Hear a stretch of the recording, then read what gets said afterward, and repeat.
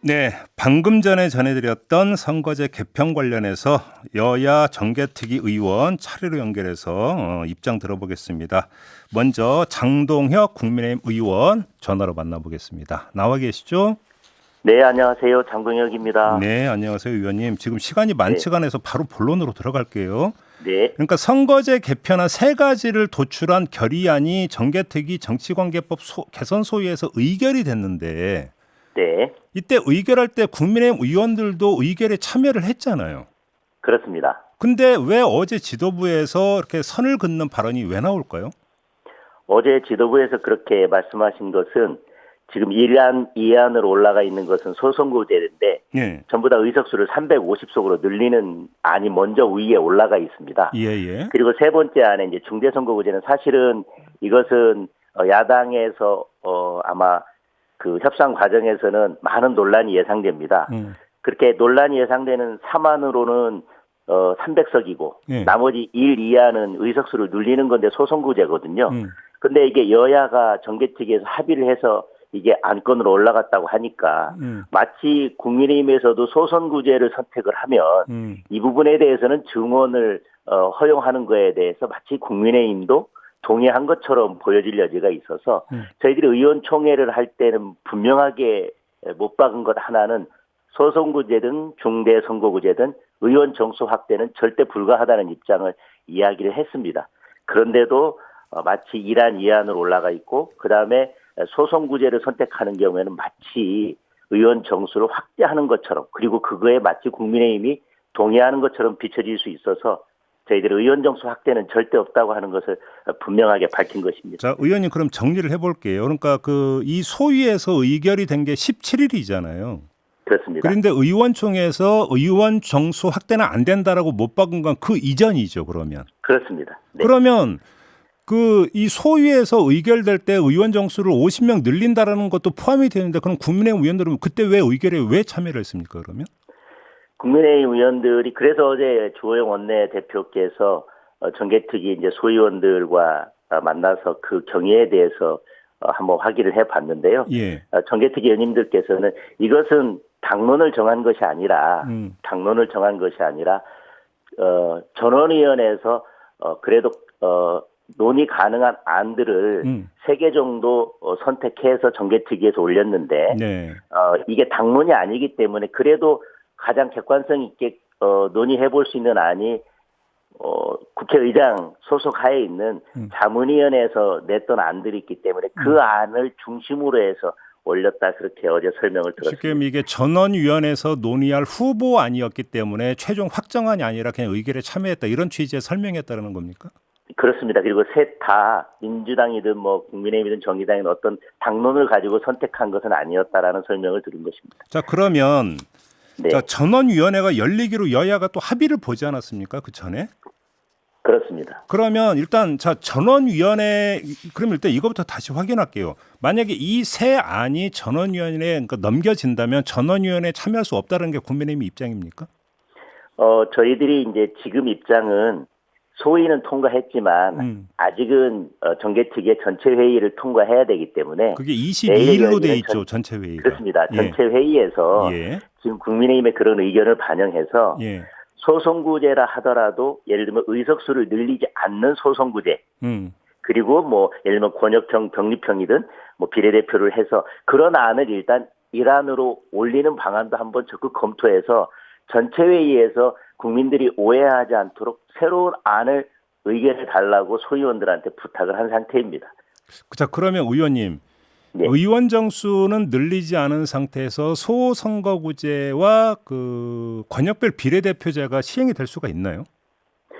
지금 의석수를 늘리자고 하는 것은 네. 권역별 비례대표제로 간다면 그것이 뭐 사표를 방지하고 대표성을 높이기 위해서는 의석수를 늘려야 된다라고 하는 전제에서 이와 같이 안을 올린 것 같은데요. 네. 지금은 국민적인 공감대나 여러 국민들의 의식을 보거나 지금 그리고 이것이 만약에 소선구제 권역별 비례대표제로 간다 하더라도 과연 그것이 원래 의도했던 대로 사표를 방지하고 비례성을 강화하고 이런 부분들이 실현될지 여부는 사실은 다른 나라의 모델만 가지고 그것을 파악하기는 쉽지 않습니다. 네. 그래서 일단은 정수를 늘리지 않고 네. 시행을 해가면서 그 이후에 국민들께 공감을 얻고 국민들을 설득하면 그때는 의원 정수를 조금씩 확대해 나가는 방향도 생각해 볼 수 있을 것입니다. 그런데 이것이 어떻게 작동해서 저희들이 선거구제를 개편하는 그 본래 의도가 그대로 발현되어서 나타날지 알지도 못하는 상황에서 국민적 동의도 얻지 못한 상황에서 의원 정수부터 늘리는 것은 국민의힘은 반대하는 것입니다. 자, 그러면 정리를 해볼게요. 지금 22일에 정개특위 전체 회의가 예정이 되어 있는데 여기서 이제 그러니까 결의안이 통과가 돼서 전원위원회로 넘어가는 거잖아요, 절차상. 그런데 이 정개특위 전체 회의에서 의원 정수를 50명 늘리는 게 철회되지 않으면 전원위원회에 우리는 불참할 수도 있다. 이렇게 제가 이해를 하면 되는 겁니까, 의원님? 정리하면? 예, 내일 22일 그 전체 회의에서 지금 올라가 있는 안의 순서를 바꾸거나 적어도 제1안이 의원 정수를 바꾸지 않는 뭐 중대선거구제든 뭐 소선구제든 뭔가 그런 변화가 없으면 저희들은 과연 이러한 안을 가지고 전원회에 참석해야 되는지 여부에 대해서 다시 한번 재검토할 수 있다고 하는 것이 국민의힘의 입장입니다. 알겠습니다. 어제 주호영 원내대표의 발언을 보면 중대선거구에 상당히 방점을 찍던데 이게 당내에서 상당히 공감을 이루고 있는 대안입니까? 지난번에 의원총회 할 때 이것이 당론으로 정해졌다라고 하기는 어려울 것입니다. 왜냐하면 선거구제에는 여러 가지 이해관계가 대립되기 때문에. 다만 그날 의원총회에 참석했던 의원님들 중에 많은 분들이 중대선거구제, 그러니까 더 많은 분들이 중대선거구제에 공감하고 중대선거구제로 가는 것에 대해서 동의한 것은 맞습니다. 많은 분들이? 네. 다만 당론 채택은 아니다 이런 말씀이신 거고. 당론으로 갈 정도로 논의가 뭐 그렇게 심도 있게 되거나 결론을 내지는 못했습니다. 알겠습니다. 그런데 하나 궁금한 게 지금 지금 문제라고 보는 결의안이 소위에서 의결된 게 17일이잖아요, 의원님. 네네. 근데 왜 시간차를 두고 어제서야 이런 입장이 나온 걸까요? 제가 알기로는 어제 주호영 원내대표께서 말씀을 백브리핑에서 하셨는데 어제는 주말이 있었기 때문에 그랬고 주호영 원내대표가 이런 그 문제점을 인식하고 정개특위 위원들을 월요일날 소집한다라고 한 것은 제가 금요일날 결정하신 걸로 알고 있습니다. 그래, 금요일날. 네네. 근데 좀 일각에서는 그 전날 고위 당정 협의회가 있었잖아요. 네. 혹시 이 자리에서 이 문제가 나와서 지금 어제 이제 지도부의 입장이 나온 게 아닌가라는 추측도 있던데 그건 아닙니까? 어제 당정에서 이 문제가 나와서 그와 같은 어제 같은 발언이 나왔던 것은 아닌 것으로 알고 있습니다. 그래요? 근데 왜 이런 질문을 드렸냐면 윤석열 대통령이 연초 신년 인터뷰에서 중대선거구제를 언급한 바가 있잖아요. 그래서 이게 연결되는 게 아닌가 싶은지 어떤 이런 추측이 좀 따라붙고 있는 것 같아서 질문드렸던 거거든요. 근데 이제 제3안으로 중대선거구제가 들어가 있기 때문에 뭐 저희 의견이 완전히 반영되지 않은 것은 아닌데 다만 중대선거구제는 사실은 지금은 여야 대립이 가장 심한 부분인데 소선구제로 할 때는 무조건 의원 정수를 늘리는 걸 전제로 지금 안이 올라가 있고 그것이 1안, 2안으로 올라간 거에 대해서 저희 국민의힘에서는 문제의식을 가지고 있습니다. 그래요? 네. 근데 이게 이제 만약에 강론 이제 구체적으로 들어가면 이게 보통 복잡한 문제가 아닌 게 소선거구제가 유지되는 상태에서 권역별 비례대표제를 도입한다는 게 이게 간단한 문제가 아니잖아요, 의원님. 아시잖아요. 그렇습니다. 네. 이게 조정 가능한 문제라고 보세요?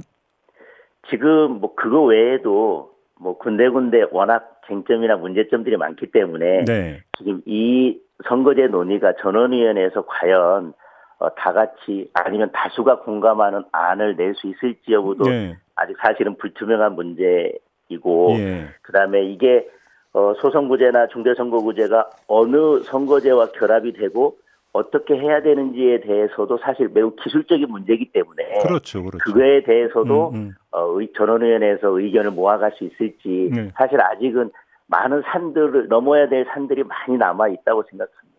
제가 좀 너무 그러니까 앞서가서 비관적으로 앞서가면서 이런 질문을 드리는지는 모르겠으나 이게 기술적으로 되게 어려운 문제다 보니까 그냥 현행제도 틀을 별로 바꾸지 않고 그대로 가는 것도 경우의 수도 아마 상정을 해야 될 것 같아서 드리는 질문인데요. 만약에 이래버리면 위성정당 문제를 어떻게 풀 수 있는 겁니까? 이건 풀어야 되는 문제잖아요, 사실. 지금 여든 야든 위성정당 문제를 풀어야 된다고 하는 것에서는 다 공감을 하고 있습니다. 그래서 지금과 같은 준연동형 비례대표제는 개선을 해야 된다라고 하는 거에 대해서 공감이 모아졌습니다. 그래서 만약에 지금 그 문제에 공감을 한다면 지금 말씀하신 대로 비관적으로 본다면 네. 최종적으로는 의원 정수 확대 없이 선거구제로 가면서 병립형으로 가는데 다만 병립형 중에서도 이전으로 갈 것인지 아니면 이제는 권역별로 나누어서 병립형으로 갈 것인지 그런 정도의 논의를 하는 선에서 최종적으로는 마무리될 가능성도 지금은 있다고 생각을 합니다. 그렇게 그 가능성이 있다. 물론 저희 국민의힘에서는 뭐 지역구위원회 경우에는 중대선거구제 그것도 이제 도농복합형을 네. 저희들이 이제 다수가 지지를 하고 있지만 네. 그게 사실 야당하고도 다 협의가 돼야 되는 부분이기 때문에 그렇죠. 뭐 여러 쉽지 않은 문제들이 남아 있습니다. 참고로 이제 도농복합형이라는 게 인구수가 적은 농촌 지역에서는 소선거구제로 가고 인구가 많은 대도시에서는 중대선거구제로 가는 이런 복합형이잖아요, 말 그대로. 네, 그렇습니다. 일단 이게 이제 그 가장 현실적이지 않느냐 이런 말씀이시네요. 그러면 맞습니다. 전국적으로 한다면 이제 예. 인구수를 따지다 보면 도시 농촌 지역 같은 경우는 뭐 6개, 8개 시군을 합쳐야지만 하나의 그렇죠. 선거구가 나올 수도 있기 때문에요. 예. 네. 다른 문제 있잖아요. 의원 세비 문제나 의원 특권 폐지 문제도 그러니까 그 당 차원에서 검토를 하셨습니까? 지금 그 문제까지는 나아가지 못하고 있습니다. 그래요. 네, 정개특위에서 그 부분이 이제 추가로 논의가 이루어질지 모르겠지만 네. 이번 의총이나 이 부분에서는 오로지 이제 선거제도에 대해서만 예. 논의가 있었습니다. 알겠습니다. 자, 말씀 여기까지 들을게요. 고맙습니다, 의원님. 네. 네, 국민의힘의 장동혁 의원이었고요.